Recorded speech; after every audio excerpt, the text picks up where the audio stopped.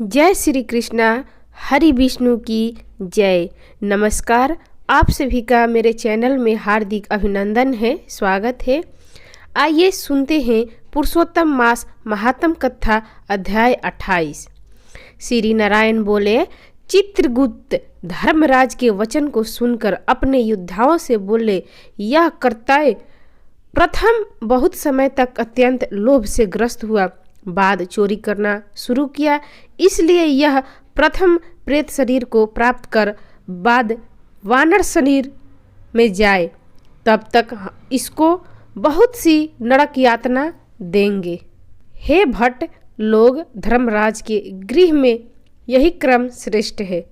इस प्रकार चित्रगुप्त से आज्ञा प्राप्त होने पर भयंकर भट्ट लोगों ने चित्रगुप्त की आज्ञा अनुसार शीघ्र वैसा ही किया और उस ब्राह्मण को पीटते हुए प्रथम प्रेत शरीर में करके फल रहित वन में रखा। वह ब्राह्मण प्रेत योनि को प्राप्त कर उस निर्जन गहन वन में धूछा तृषा अत्यंत व्याकुल होकर भ्रमण करने लगा।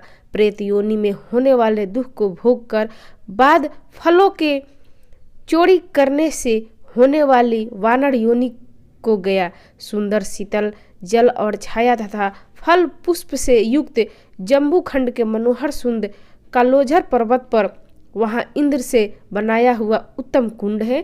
मानसरोवर के समान पवित्र सत्पुरुषों से सेवित, पापों का नाश करने वाला, देवताओं को भी दुर्लभ मृग तीर्थ से नाम प्रसिद्ध था, जिसमें श्राद्ध करने से पितर लोग सदगति को चले जाते हैं। वहां पर देवता लोग दैत्यों को भय से मृग होकर निरंतर निर्भय स्नान करने लगे, इसलिए विद्वान लोग उस कुंड को मृग तीर्थ कहते हैं। मनुष्य शरीर को प्राप्त कर यह ब्राह्मण वहां पर फलों के चोरी करने के पाप से प्रथम वानर शरीर को प्राप्त हुआ। नारद मुनि बोले, त्रैलोक्य को पवित्र करने वाले रमणीय मृग तीर्थ में पाप कोटि से युक्त होकर वह दुष्ट वानर कैसे वास करता हुआ है। हे नाथ तपोधन, मेरे मन के संदेह को काटो, क्योंकि आपके समान गुरुजनों का अपने शिष्य के विषय में कभी भी योग्य नहीं होता है। सूत जी बोले, हे विप्रो लोग, इस प्रकार नारद मुनि से प्रेरित होने पर अत्यंत प्रसन्न तपोनिधि नारायण भगवान नारद मुनि का सत्कार करते हुए बोले। श्री नारायण बोले, कोई चित्रकुंडल नाम का महान वैश्य था। प्रतिवर्त धर्म में परायण तारका नाम की उस वैश्य की स्त्री थी। उन दोनों ने भक्ति से पवित्र श्री पुरुषोत्तम मास का व्रत किया। जब पुरुषोत्तम मास का व्रत करते उन दोनों को श्री पुरुषोत्तम मास बीत गया। अंतिम वाले दिन आने पर स्त्री के साथ हर्ष से युक्त श्रद्धा पूर्वक चित्रकुंडल ने उद्यापन किया। पुरुषोत्तम मास के उद्यापन विधि करने के लिए वेद और वेदांग को जानने वाले गुणी स्त्री सहित ब्राह्मणों को बुलाया। हे नारद, वहां पर धन के लोभ के कर्तव्य भी आया। उद्यापन विधि के पूर्ण होने पर चित्र कुंडल ने बहुत बड़े दानों से उन सब त्रिक ब्राह्मणों को प्रसन्न किया। उन समस्त ब्राह्मणों के प्रसन्न होने पर भूयसी दक्षिणा को दिया। उस दिन हुई भूयसी दक्षिणा से प्रसन्न अन्य और ब्राह्मण गृह को गए, परंतु अत्यंत लोभी कर्दय उस वैश्य चित्रकुंडल के सामने रोता हुआ खड़ा हो गया और विनम्र से नम्र होकर गदगद वाणी से बोला, हे चित्रकुंडल, हे वैश्य, हे भगवत भक्ति के सूर्य, आपने पुरुषोत्तम मास का व्रत विधि से अच्छी तरह किया। इस तरह पृथ्वी तल में कहीं पर किसी ने नहीं किया। आप कृतार्थ हो, स्वर्था भाग्यवान हो, जो तुमने परम भक्ति से पुरुषोत्तम भगवान का सेवन किया। तुम्हारे पिता धन्य है और तुम्हारी पतिव्रता माता धन्य है, जिन दोनों ने तुम्हारे समान हरिवल्लभ पुत्र को पैदा किया। यह पुरुषोत्तम मास धन से भी धन्य है, जिसके सेवन से मनुष्य इस लोक के और परलोक के फल को प्राप्त करता है। हे विशापंते, तुम्हारी इस पूजा को देखकर मैं चकित हो गया। अहो, तुमने बहुत बड़ा काम किया, इसमें संदेह नहीं है। हर्ष से दूसरे ब्राह्मणों को भी बहुत सा धन दिया। हे भूरिद, भाग्यहीन मेरे लिए क्यों नहीं देते हो। इस प्रकार करदय के कहने पर चित्रकुंडल वैश्य ने करदय को धन दिया। करदय ने धन को लेकर प्रसन्नता से उसको जमीन में गाड़ दिया। वहाँ पर कंदर्य ने सूर्य पुरुषोत्तम की बड़ी पूजा देखी और धन के लोभ से पुरुषोत्तम मास की प्रशंसा की। पूजा के दर्शन महात्म्य से और पुरुषोत्तम भगवान की स्तुति से तथा धन का लोभ होने पर भी मृग तीर्थ को आया। सूत जी बोले, दर्शन से स्तुति से धन के लोभ करने से भी दुष्ट वानर को उत्तम तीर्थ का सेवन हुआ। हे द्विज लोग, श्रद्धा से आदर पूर्वक पुरुषोत्तम देव के दर्शन और स्तुति से तत्पर सप्तिक के पुण्य का क्या कहना है। नारद मुनि बोले, हे ब्राह्मण, सुंदर वृक्षों से शोभित, सुंदर शीतल जल वाले, मनोहर घनी छाया वाले वन में उसने रहने का कारण क्या है, सो आप कहिए। श्री नारायण बोले, हे नारद, अनघ तुम सुनो। सुनने की इच्छा करने वालों, तुमको मैं कहूँगा। इसमें कुछ कारण है जिसके श्रवण से पापों का नाश हो जाता है। जब समस्त अर्थ और फलों के दाता दशरथ के पुत्र रामचंद्र जी ने समुद्र में सेतु बांधकर दुष्ट रावण का नाश किया, उन रामचंद्र जी ने विभीषण को छोड़कर बाकी समस्त राक्षसों को वध किया, किसी को नहीं छोड़ा। अग्नि में परीक्षा कर सीता का ग्रहण किया। ब्रह्मा, शंकर, इंद्र आदि देवता रावण के वध से प्रसन्न होकर बोले कि हे राम, तुम वर मांगो। ऐसा कहने पर भक्तों को अभय करने वाले रामचंद्र बोले, हे देवता लोग, यदि इस समय वरदान देना है तो सुनो। यहाँ पर राक्षसों से सूर वानर मारे गए हैं, उनको हमारी आज्ञा से अमृत वृष्टि कर शीघ्र जिला दो। तथास्तु, यह कहकर ब्रह्मा, शंकर, इंद्र आदि देवताओं ने अमृत की वृष्टि करके वानरों को जिला दिया। तुरंतर वे जयशाली समस्त वानर जीवित हो गए और चित्रकाल कर शयन कर उठे। सामने देखने में आए।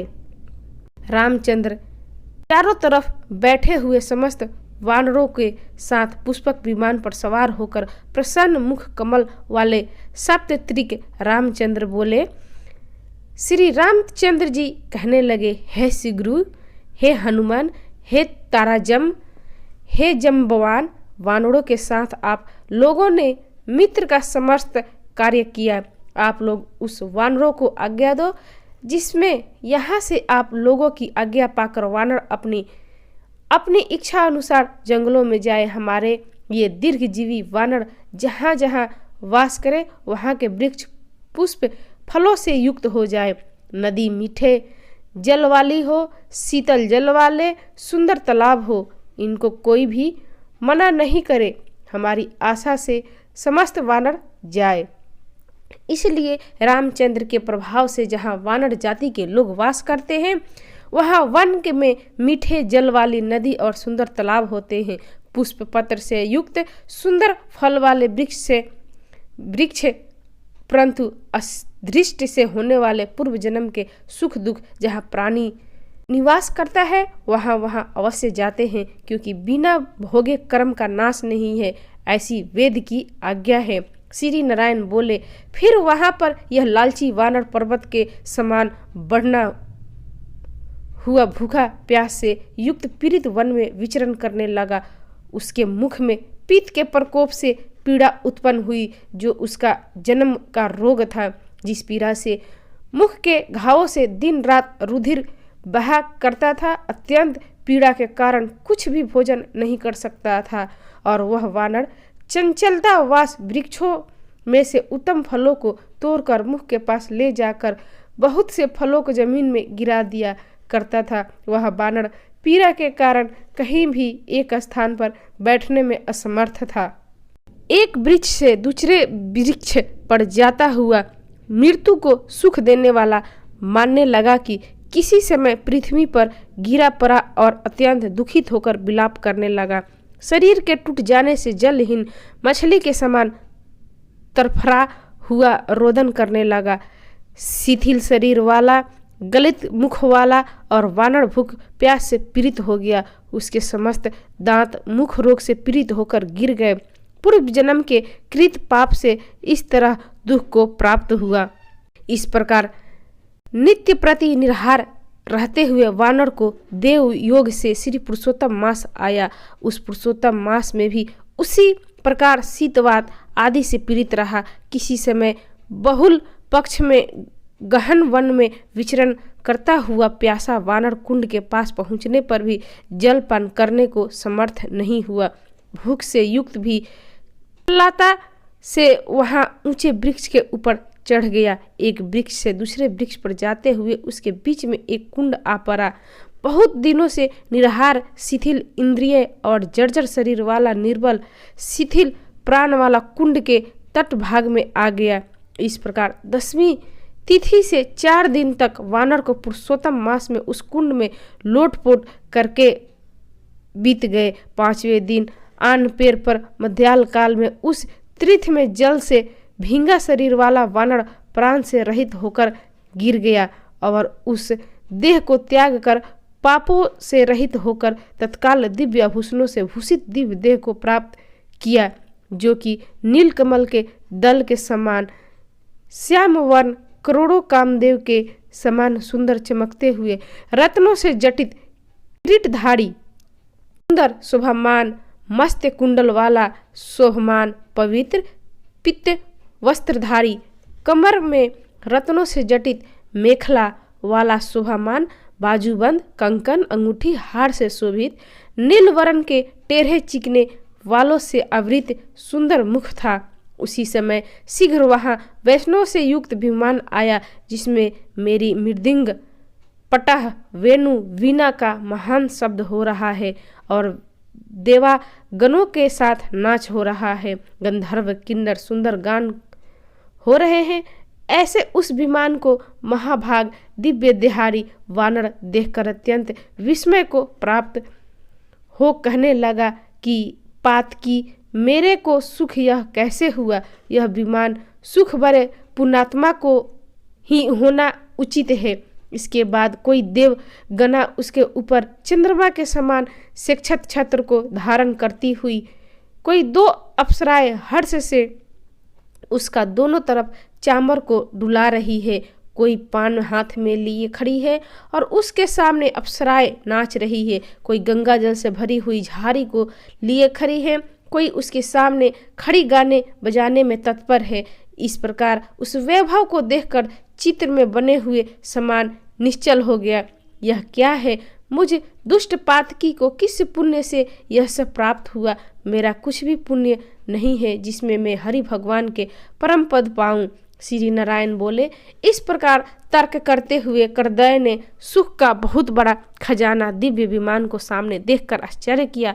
बाद हरि भट्टों ने उस कर्तव्य का हार्दिक अभिप्राय जानकर उसके सामने विनय पूर्वक हाथ जोड़कर उसके चरणों में नमस्कार कर वानर शरीर को त्यागते हुए उसे करदय को सुंदर वचन कहा। इति श्री बृहदारण्यक पुराणे श्री पुरुषोत्तम मासे महात्म्य 28वां अध्याय। तो ये थी माघ महात्म की 28वां अध्याय। आपको कैसी लगी? अच्छी लगी तो इसे लाइक करें, शेयर करें, मेरे चैनल को सब्सक्राइब करें। कथा सुनने के लिए आप सभी का धन्यवाद। हरि विष्णु की जय।